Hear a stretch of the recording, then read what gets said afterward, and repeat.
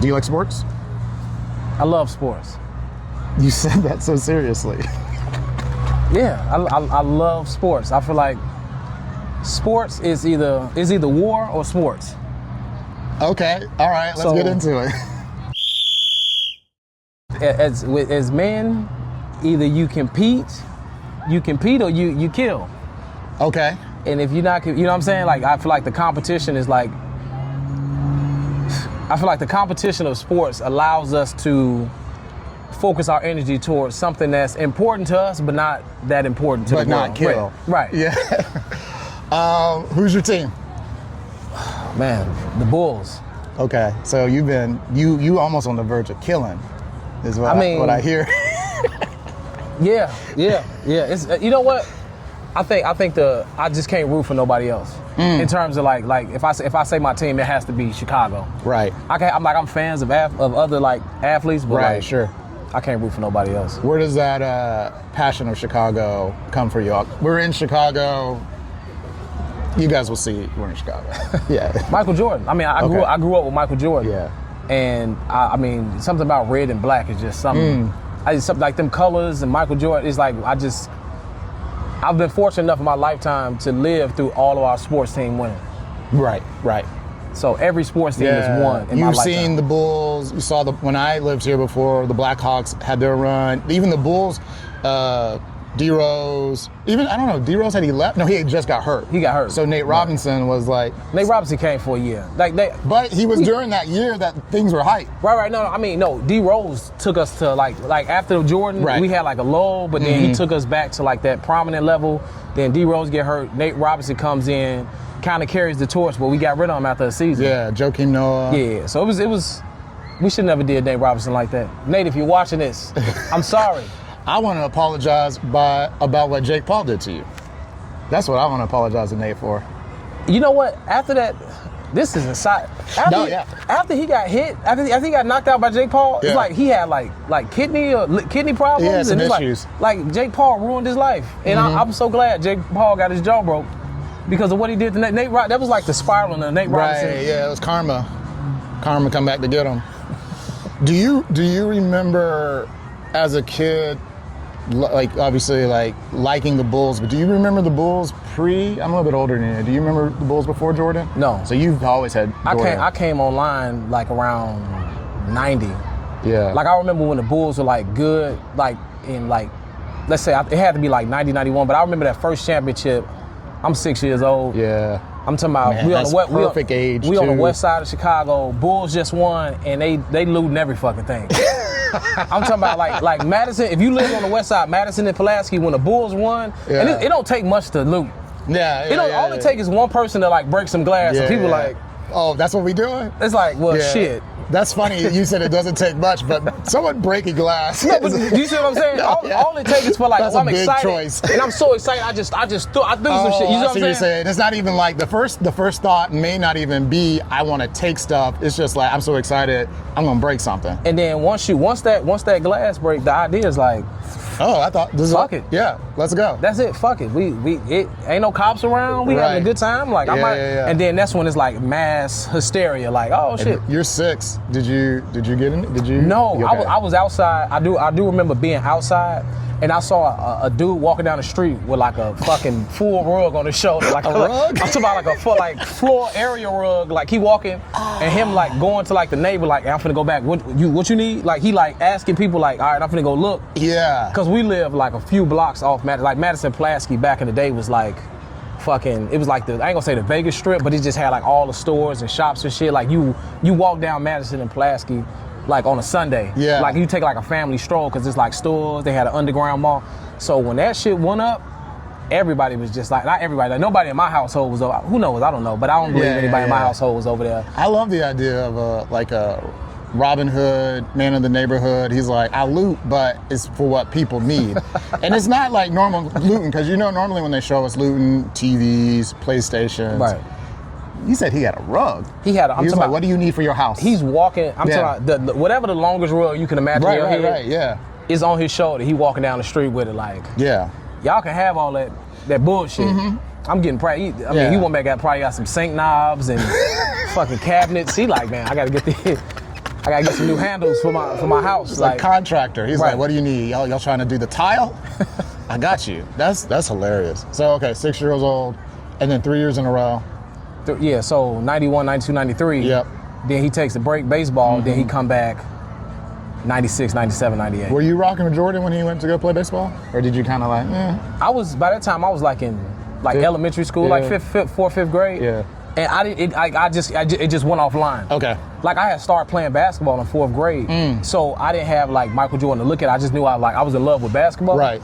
But the baseball, like them baseball years, like I wasn't watching ESPN and stuff like that. Sure. But when he came back, when he's back, like that was like a frenzy. Then it was like, all right, I'm playing basketball. Michael Jordan back. I'm like locked in. Where does your love for Jordan end, or does it end? I guess maybe that's what I should ask. Did it end when he retired and now he went back to the Wizards, or no? You know what's crazy? When I love Michael Jordan, but when he retired and went away, I turned into like a maniac.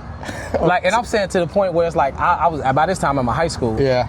I'm a freshman in high school, and Michael Jordan gone, but I done bought all the VHS tapes. Right.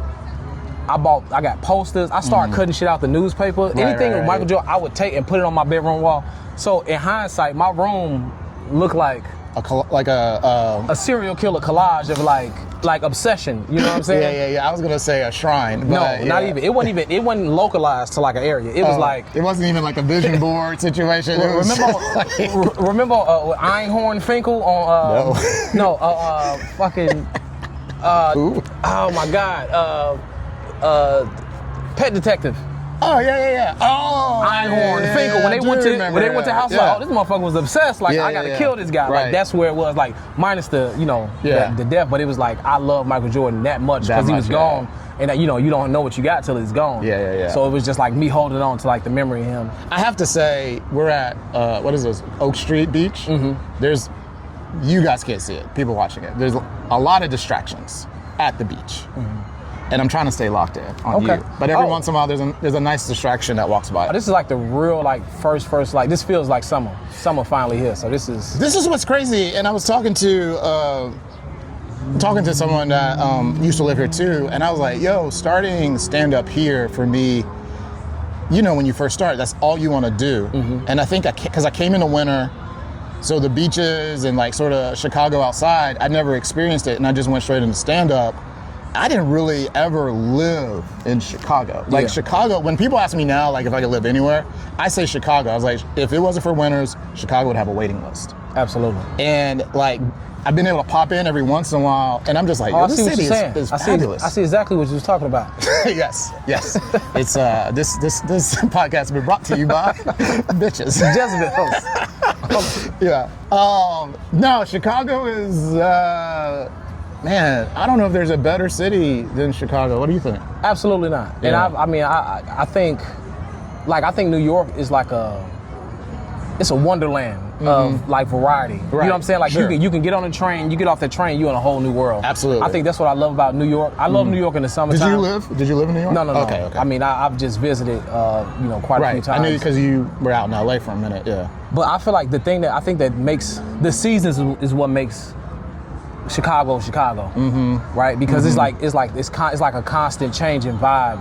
Whereas like the summer is like top tier, right? Because it's like you gonna get the best of everything. Yeah. But then like them falls, them springs, and then winter is just like, man, I feel like that's when people come together because there's nothing else to do. It's crazy because even like being out in LA, because I was here 4 or 5 years, and then I went out to LA and I was just talking to someone about cuffing season. They were like, what? And I was like, oh yeah, y'all have the sun. It's year round. Year round. You don't have to cuff. Right. Like you can always be outside. Okay, let's go back to Jordan. We'll see how many more distractions we get before our time's done. Not complaining. Not complaining at all. He saw a few women. He was like, cuffing season in other cities. Yeah, let's talk about, this is now the Weather Channel. So you said, okay, you had Jordan all over your wall like a maniac. Would you, because you played basketball in college? I walked on in college. I had like a very short stint. Okay. Yeah. What, the 2? You were 2? Or a 3? It was more so I was a point guard. You're a point guard. Okay. Naturally, like I was a shooting guard, but just my size going into like a college setting, it was like I got to run point. What was the difference like for you from moving from high school to college? In terms of basketball? Yeah. Well, I mean, I wasn't recruited. Right. I literally like went and tried out, and I was able to like walk onto the team. No looks at all? No. Really? Like I played at high school. Like I think I was a good player, but I don't think I had the mentality. Like I was like super athletic. Right. I love basketball. Like, was basketball the only sport you played, or did you play multiple sports? No, I played multiple sports before high school, but then once I got to high school, it was all basketball. Okay. But I feel like if you were in high school, like I didn't know AAU, like my father wasn't like pushing me. I just loved basketball that much. And I think I was better when I didn't play. I was better, like, I'm a legend in parks around Chicago. Right. Where it's just like, man, I don't remember you know what I'm saying? Yeah. But like in high school, I felt like I was like just trying to do the right thing, like follow the coach. Like, oh, the coach said do this, I'm gonna do this. And then, sometimes I had like moments, but I felt like it was never concentrated to like a string of moments where it's just like, damn, like you. And I had it in me. I just didn't have nobody like pushing me, like, hey man, do that, do what you do. And then once I got to college, and I think a lot of people don't know, like college basketball speed and like the going from I'm playing in a rec to I'm in a practice with a Big Ten D1 university. Yeah. It's like, oh, this shit different. What college did you go to? University of Illinois, Champaign-Urbana. Champaign, okay. Yeah. So it's like this shit is like even like when people talk shit about this bench warmer in the NBA. That motherfucker. He's that dude. He's on the bench for the purposes of this is the structure of the team. Right, sure. But I promise you, against an average person, that motherfucker is everybody in the NBA is the LeBron James of LA Fitness. Yeah. So for me it was like that, like realizing like, oh shit. Like I remember my very first practice, I was like, oh, I'm quitting. And I've never quit anything in my life. But I remember in that practice, I was like, my heart is about to stop. Tell me about the. You say you walked on. What's that? I almost said, tell me about the audition. Tell me about the tryout. It was an audition, essentially. Yeah. No, I tried out my freshman and sophomore year. Okay. And then going into like my junior year. So they just have open tryouts every year. I don't know if it's mandatory. It was just like an open gym, running, kind of like a run and gun. So you go to the practice facility. Yeah. And then you go in, you sign waivers or whatever, and then it's like drills. You lay up line, whatever, like shooting, whatever. Right. And then you just start like running with teams where they just like, all right, y'all together. Then you just running. It's like back and forth. You score.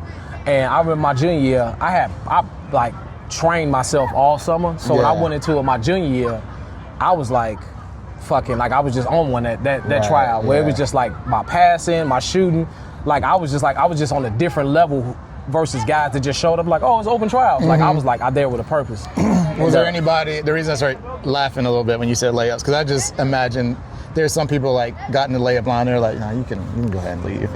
No, I think they just like the coaches just watch objectively. Like you'll have one coach being like, all right, do this, do that. I'm just thinking about somebody bricking layups, so you're like, you should not be here. It's like, come here, let me have a seat. Yeah, get the fuck out of here. I played 1 year football, and it was fine, and we won't need to get into why it was just fine, but I remember at the end of that first year, you go sit with the coach, he tell you what he wants you to work on in the next year and all that. He goes, yeah, John, so we were just, happy to have you on the team, you showed improvement, he said a lot of positive things. He goes, but we were just thinking, next year you can be back on the team, or,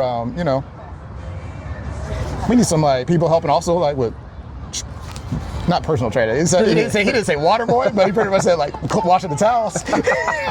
And he was like, and we can still, throw you a little something, book money or whatever. That's what you want to do. You can be on the team, but also do the towels. What school did you go to? North Greenville College. Man. Yeah. I was like, no, I'm good. I'm not coming back to the school. So damn. Well, it worked out for everybody then. Oh yeah, it was great. But at the same time, I mean, I appreciate the positive. Like he's like, he started in a good place. You know what? Maybe. And then dropped us in. He was like, this isn't for you. The coach that recruited me, because I played triple option in high school. I blew up my hamstring. At the time, I was being recruited by Georgia Tech, and by recruited, they come to some games. They talk to my coach, right? Yeah. And then once I blew up my hamstring, the interest was not really there, but they ran the triple option. Birds. They ran a triple option. And so when I went to North Greenville, their offensive coach at the time, that's what he ran. But I showed up day one, they were like, oh yeah, he's not here anymore. So they went from the triple option to the spread. Oh, and so I had to learn like the passion tree. I had to learn all these things. So like their offense wasn't for me anyway. So that's why he was kind of like, yeah, you improved a little bit. You know. Did you feel like you could still play at a high level at that time, or you was just like gone? At the time, yes, but my love for it had gone. Like the love, like being on a team with your friends from high school, because I had went to West Georgia for a minute, and I was like, they didn't call it practice squad, but I was like running with them during practices essentially. But then I took a break because like I got the sense like their coach wasn't like really interested in me doing anything else. Yeah. Took a year off or a semester off. Then I went to North Greenville, and after that, man, I just, you have a small window. I feel like with sports to kind of find who you are and where you fit in. And at that point, I was like, I had started coaching. I was like, I love coaching, working with young high school students and helping them figure out what they want to do. You like talking to kids on one knee? Bro, you know what's crazy? That's funny. It's like talking to them is cool, but when you this shit right here, this shit right. All right, everybody, come this in shit here. this makes me feel. You don't give them the one thing. You're like, all right, everybody in here. You got to do the whole hand thing. Yeah, all right, guys, all right. Just tapping people on the helmet, hit them with the whistle on the helmet. Let's go. One time I remember, during practices, I would run quarterback for the second string.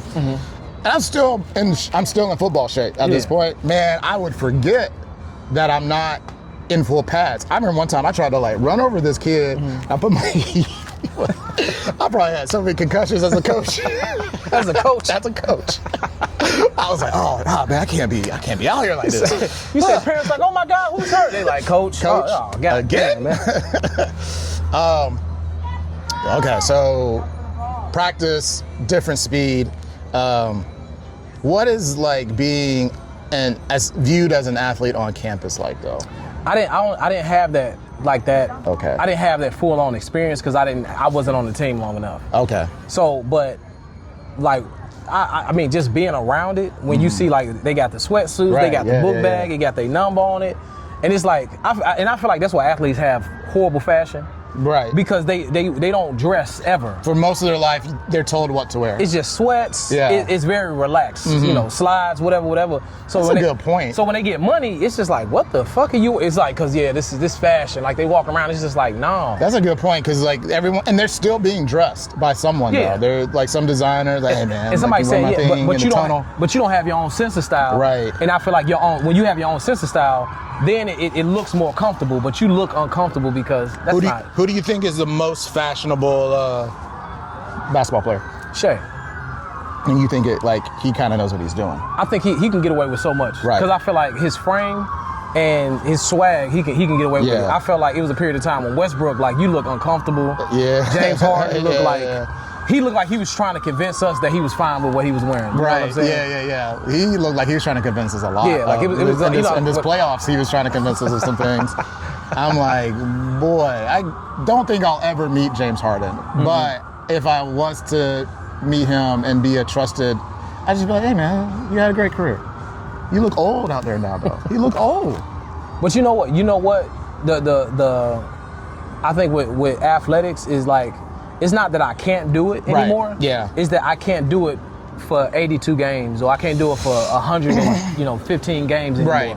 So it's like, that's the thing I think that you gotta like realize. That and the playoffs are different too, right? You can see like the defense, and I mean, so when we're taping this, like the Knicks and the Spurs play their first game, and there's even levels as you get through the playoffs. Like I remember watching Wemby last night. I'm like, I hope he maintains it, but I was like, Wemby's playing even different than he did in the conference finals. Like he in the post in his position and moving around. Man, I hope we get 7 games like that. I don't think it's going 7. You don't think so? No. Okay, what's your prediction? Knicks in 5. I said Knicks in 6. Okay. I thought San Antonio was going to win last night. First game at home, riding the energy. The Knicks had to knock some rust off. I thought they were going to ride that sort of emotional surge. But they lost, so you might be right. So what I watching that game, not this turned into we analyzing sports. Yeah, I mean, this is the overreaction show, so let's overreact. I feel like I like Wemby. He's young. I just don't feel like San Antonio's a young team. Right, you like Lil Bond. And you're playing grown men. Mm-hmm. They played together. Right. College, a few guys played together in college, and it's just a different mentality. Yeah. You out there, Spurs kind of flying by the seat of their pants. They've done a great job up to this point. But Wemby came out very aggressive. Right. But also, Wemby he sit down a lot. He does sit down a lot. You see what I'm saying? So it's just like, hey, all that movement, all that, and then you getting bumped, and them tall dudes, all it take is the wrong foot. They have a lot of foot and knee problems. So it's like, man, you got to stop driving. Shot a lot of threes. So he came out hot, then it was like a slow decline throughout the rest of the game. I mean, he had that turnover. I think they were down maybe 3 or 5 towards like in the last minute and a half. He had a turnover, which, like you said, like big man trying to drive, like you're success. Like people are like, oh my God, he can dribble, he can shoot, he can do everything. Yeah. But sometimes you're just like, can he just get in the post? Like, come on, bro. No. Yeah. No, that's too easy. Yeah. But this is the thing. And he's playing against Cat, who's athletic. A lot of the other big men he played. He was running through Cat last night a few times. Well, but you know what I'm saying? Yeah, like, it's not like some big men, they don't want to go. Like, no, absolutely. They just like, I can't keep up with him. Yeah, like my lateral move, I'm slow as hell. So it's like I think once he gets to like a Giannis understanding of basketball, right, in terms of like he put a little bit of weight on. Yep. So I think it's funny. I was watching the game. I was like, Wemby is Tony Parker and Tim Duncan combined. Like he like a French. Yeah, I never thought about French, that. tall, but he got if you combine a skill set, pass, shoot, dribble. Timmy. But I think if Giannis could get if Wemby could get Giannis, like build, like if he get like his building mentality, and then KD's scoring ability. Because it's like KD is very efficient. Wemby, you dribbling the ball, you're getting lost, turn, throw it off the backboard. No, fuck that. You're 7'4". Right. If you pull up for a jump shot, who's going to block it? Yeah. Even if you shot a flat-footed shot, who's going to block your shot? He should never be shooting a fadeaway. Right. So he should never be in a position where he has to shoot a fadeaway. So that's what I'm saying. It's just like once he gets to a place where it's like 1, 2, 3 dribbles to a spot. Yeah. Pull up. All right. I'm knocking like at that height. You're not blocking my shot, so I can shoot comfortable jump shots. Right. All right. Bam. I knock down 2, 3 of those. Now you guarding up on me. Now I blow past you, and now we playing what am I about to do? Yeah. But right now it's just like dribble. All right. He gets stuck. All right. Yeah. But his ability to shoot a shot and go get the rebound immediately after he let the ball go is like fuck. Yeah. Because if I'm jumping with everything I got to try to contest it. He like, oh. And as a shooter, like, where the ball, like, for the most part, like, okay, that's off, it's coming off. I kind of know how it's coming off because you got that advantage. He got to learn basketball. I think the game got to get a little easier to him. But I just don't think this is not their year. Right. I think it's great, but this is not their year yet. Okay. What, I'm going to switch up a little bit. Because we haven't said this, and this isn't a comedy podcast. This is whatever podcast, it truly is. But we know each other from comedy. You are here in Chicago, but you're out in LA. You moved back. What, tell me a little bit about the process, because I know I've seen you do some other, I think you have your own platform where you kind of talk about sometimes it's not what it looks like or something. I don't want to put words into what that is, but in terms of. I think I've seen you've talked about hey, you kind of like what we were talking about on the way here, you think something's going to happen and you wait and you wait and you wait, and then that thing doesn't happen. You're just going to kind of have to press through it and keep pushing forward. Yeah. So you talking about me going from Chicago to LA back to Chicago? I guess just in general, just in life. I mean, I would like to know if, and sorry, I'm the thought is in my head. I don't have the right words for it yet. But I know when I lived here, there were people who moved to LA and they were out there 3, 4, 5 months, whatever. And when they moved back, people would be like, "Oh, you didn't do it. You thought you were going to be something. Ha ha ha." And that's terrible. Yeah, and I've always had the mentality, even before I went to LA, I was like, "Who cares? You can always come home." And maybe that's what I'm asking you. What is coming home like? Do you feel like you found a semblance of what maybe you were looking for in LA, or is LA still on the radar for you? I think LA. That was a long way for me to get to that question, bro. You talked it out. I had to talk it out. You talked it out. I think at the time when I went to LA, that was 2018, 2019. I think at that time I did JFL 2017. Yeah. I had a bunch of projects under my belt. You were one of those last of JFLs where they weren't choosing people and saying you, but you were kind of in that last class of okay, now you did this, so now the natural progression is to go. Right. Yeah. So that was So Okay. I was in there with Sam J, Rami, Preacher Lawson. So it was like a lot of people that like kind of came through and like broke through. So for me, it was like, again, you did JFL. Now it's like I felt like at that point I had done everything I could do in Chicago in terms of like goals. Right. Had some TV credits, stuff was like rolling. So it was like naturally, where do you go, New York or LA? I wanted to get more on screen. I felt like New York was the most stand up. So I went to LA, and it felt like LA was cool, but at the time, like literally when I got there, pilot season they just basically scrapped it because streaming services took over. Right. And all the pilots that they would typically shoot at the top of the year for the fall was just like, all right, we kind of control when we put things out. So I was down there and I felt like, but I was still, taking meetings, those network meetings. And because you were shooting things here in Chicago, Shameless, you were on Shameless. So yeah, Shameless was like 2015. I did PD, but at the time, Southside had just came out. Right. So Southside had a recurring role. So it was like, oh, okay, that's something that's kind of going in the background. Yeah. And then the pandemic hit, and then the world stopped, and everything stopped. And then thereafter, LA was still kind of like on a freeze. So it was kind of like LA at that time. I had nothing like the pandemic like was sobering for me, because it was like up until that point the prospect, the hope of like, oh, I can make something happen. I can do something. And then when the world stops, and then the smoke clear, you like, oh wait, I don't own anything. I don't have a family. I don't have any meaning relationships. Like who am I? Yeah. And that's why I kind of got to. So after the pandemic, and LA was still closed, I was like, I'm just go back home. I still had an apartment here. So then when I came back, my goal, I just had like a list of goals. Like, man, I want to own a house. You know what I'm saying? I want to. Which you got a house now, right? Yeah, Congratulations. Thank you, that's man. great. I appreciate it. So that was like a 2-year process. That's why you were talking about what he was stealing was house stuff. Yeah.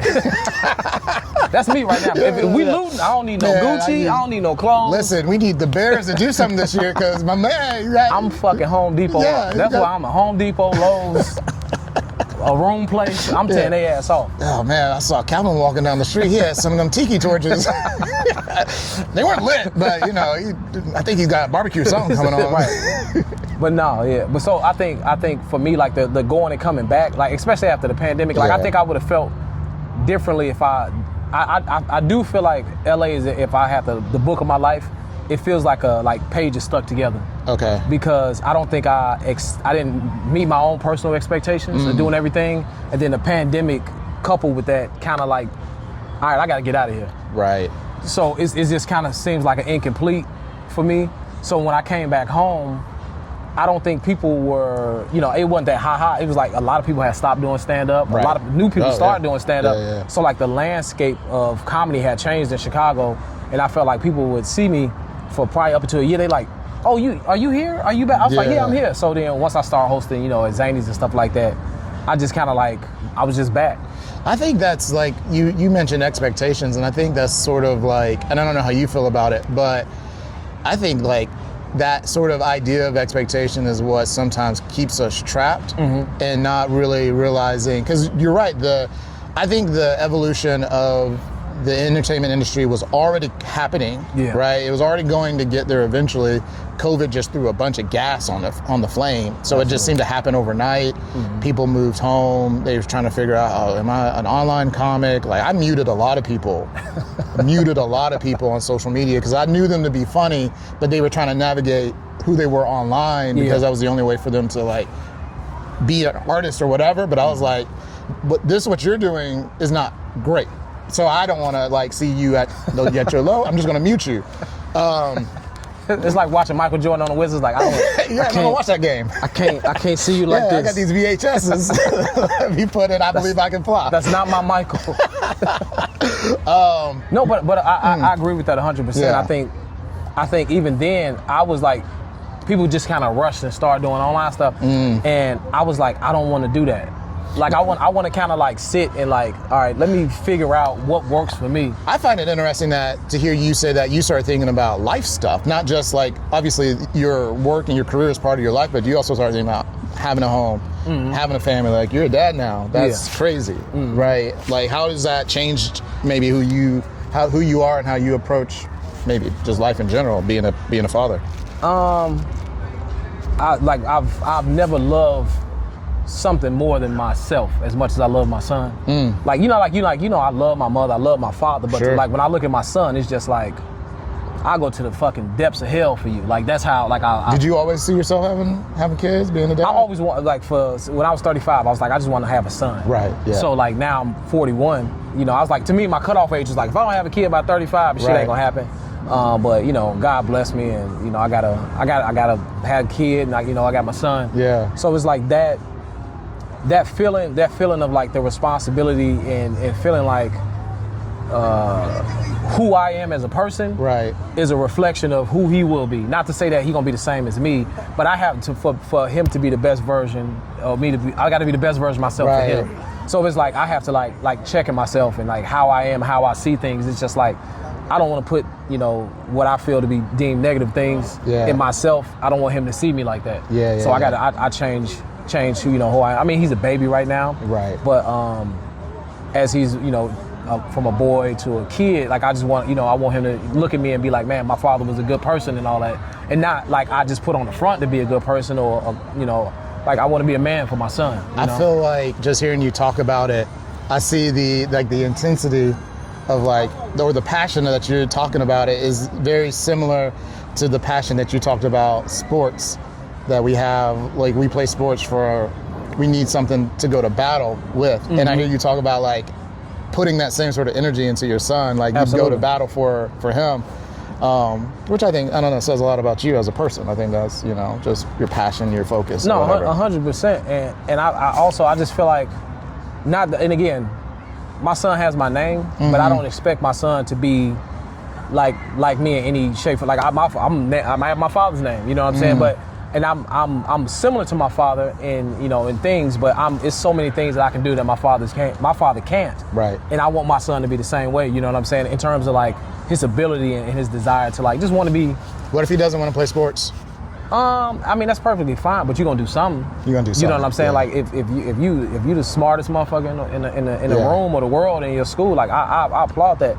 Does he have to be competitive at it though? I think that like competition is necessary. I feel like, because I mean you've met somebody where it's just like you know, whatever. Yeah, I can be that guy sometimes. I don't care. You know what I'm saying? But I feel like, but you play sports though. But I also sometimes I do that because I know I can be too competitive. So I tell myself like, Yeah, because I don't want to turn it on. Yeah, because you turn it on and become an asshole. You can't turn it off. Yeah. And I'm very competitive. So for me, it's just like competition. I'm trying to word this properly. Sure. People that didn't play sports versus people that don't play sport, haven't never played a sport or any competition.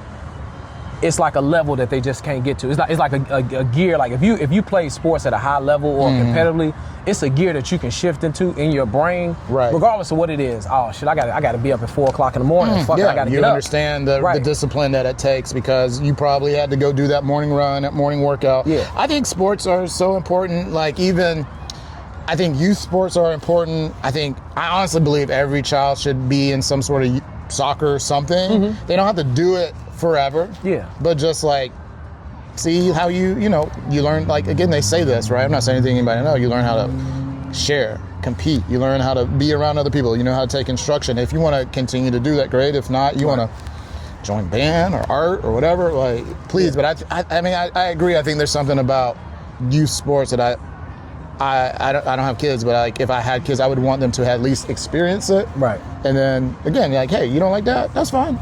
There's a bunch of other sports we can play, son. Right. Sports or things. Or things that you can take. You don't have to play a sport. You can play a bunch of sports. There's a bunch of options. And that's the thing. Is like, I would love for my son to be amazing at basketball. I feel like my basketball knowledge. Yeah. That if I could give to him at a young age so he can understand the game versus like I'm just out there playing just to be playing. Yeah. I think that'd be great.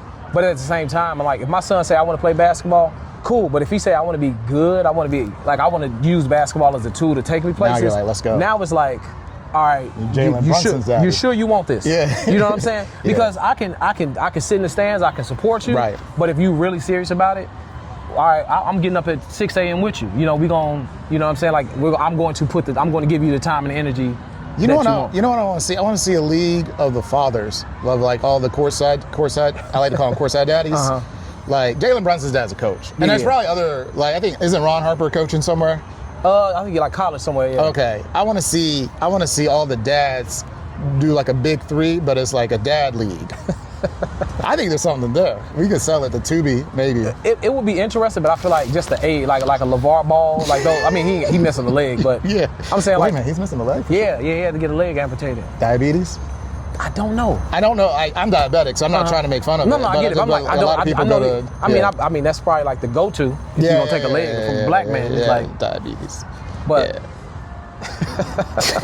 I remember I was working out with the trainer one time. You know, I'm just like, I'm out there. I'm like, I got diabetes. You know, I got to make sure I'm doing the right thing. And then one time he was pushing me, and we were talking about food and nutrition and all this stuff. He's like, you don't want to lose a leg? I was like, man, you don't get to say that. Like, you don't get to lead with lose a leg. You don't know what my life is like. Right. There's a lot of other things that diabetics deal with. You know, I might don't want to go sugar blind. Right. Oh shit, that is the thing. That is the thing. Let's land it. I liked your take, man. I guess I've said it. Usually when people give me their take, I say agree or disagree or don't disagree. But I agree. Give me your take again. I want to make sure I said I love sports. Yep. Because if we don't channel that competition into sports, then might kill somebody. We're gonna kill somebody. I 100% agree. You don't, like, even just alone the fact that if you have thoughts of murder, just go play sports. Hey, think about all those kids in those 80s movies. Okay. You're fucking dead. Yeah. I want to destroy you. It's yeah. That's where they were. Hey man, we in high school. Man, we don't get like those good kid movies like we used to. The push through. You gotta have like the overcome. It's like a story of overcoming. There was a ton of baseball, but you had Little Giants. You had Angels in the Outfield. Angels in the Outfield. The Rookie. The Rookie. Sandlot. Most of them were baseball. Yeah, most of them were baseball. But I feel like, and then that went to like the basketball, like Coach Carter. You know, it's like, the Coach Carter was a black man going to, but it was mostly like the white dude goes helps the inner city schools. Right. Coach Bombay. Don't forget Coach Bombay. Coach Bombay.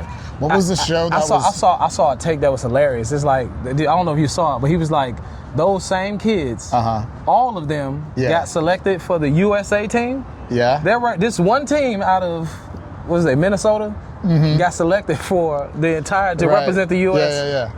And they added like 2 or 3 kids. Yeah. And then those same kids all got accepted to the same college. It's just like, there's a super team. It's like you can't. It's like look, so like there's no other good kids, and then we gonna blow up our whole hockey squad to bring this in. It was like, that's hilarious. I never even thought about that. Right. It's just like, how do these kids just stay together for the rest of their life? Mighty Ducks was such a good franchise. I love Mighty Ducks. Yeah, it was so good. Now I just want to talk about it. We're running out of time. Okay, the premise is sports is good. It keeps kids, probably mostly men, from being too aggressive. So if you could be like the commissioner of sports, especially youth sports, what's your pitch when you're trying to talk to maybe like a parents and they're like, oh, should I put my kid in sports or not? Like, how are you pitching them? If you want your kids to learn self-discipline, health, competition, and make lifelong friends, put them in a sport and step away. Allow them to grow at their own pace. I feel like a lot of parents want their kids to live out their dreams and all that stuff. Sure. But I feel like if your kid doesn't want that and they just want to play basketball, allow them to do that. Right. The moms that's on the side of the stage, 2, 3, and 3. It's like, hey, go sit in the stands or go sit in the audience and allow your kid to fail or to be good and let them have that sense of accomplishment and not come back and we did it. Allow your kids to say, Mom, we did it, thank you, or Dad, we did it. But don't say, we did it, you were so great, we worked so hard. It's like, this isn't about you. Right. Allow your kids to have stock and stake in their own time investment into something, right? Because when they come home with that ugly ass drawing, you're not like, oh, we did it, we drew. It's like, no, oh, this is nice, thank you. Allow them to own, whatever they put into something. And if they want to do good, then say, all right, that's what I say. If you want to be great, then I'll take the time out to assist you in whatever greatness you're trying to get to. I can't promise you that it'll pan out, Right. but just know that I'm supporting you in the thing that you want to do. I think that's important. But I don't want you to think that, oh, when I was in high school and this is how it's like, it's not about me, it's about you. What do you want to be good at? Okay, I'm gonna tell you what I think you should work on, and then you go out and do that. But I think that's what I would tell parents. Allow your kids to fail. Trust that whatever you instilled in them, that is gonna show up at some point. Listen, failure is an option. It is an option. That's a great title for this episode. Failure is an option. Also, I love the example you gave was of a mom. You said on the side of the stage doing dance moves. I'm like, what basketball game are you on? No, not basketball, but I'm saying like, like the recitals and stuff. It's just like those mama germs, the kids in the pageant. It's just like, hey, chill out. Yeah, no, you're right. Chill out. Right. Like as much as I understand you want the best for your kid, but my child should not get us out of a situation. That's my job as you're right. As a parent, I got to make sure that you're taken care of. It shouldn't be, if you miss this 3-pointers. I work 2 jobs. I work 3 jobs so you can. Man, Kevin Durant's mom put a lot of pressure on him. That's all I'm saying. And that's why she's the real MVP. That's why she's a real MVP. We need less of those though. We need less of that. Right. Man, it was a great reaction, man. Appreciate you. I appreciate you.